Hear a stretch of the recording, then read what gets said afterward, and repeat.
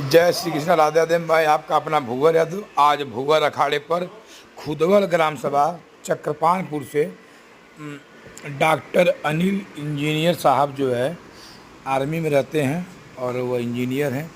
वो भूवर अखाड़े से मतलब कि प्रभावित होकर अपने ग्राम सभा के अमित यादव को जो है हमारे भूवर अखाड़े पर भेजे। उनका बहुत बहुत स्वागत सम्मान है।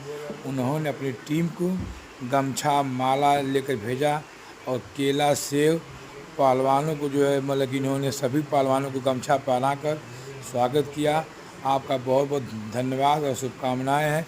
इसी तरह आप लोग भूवर अखाड़ा को प्यार दुलार देते रहिए, जिससे भूवर अखाड़ा ऊंचाइयों पर जाए और आने वाले समय में भूवर अखाड़ा को जो है तो सम्मान मिला। आप सभी लोगों का बहुत बहुत आभार और आप लोगों ने भूवर अखाड़ा का मान सम्मान बढ़ाया, इसके लिए तहे दिल से शुक्रिया। जय हिंद, जय समाज।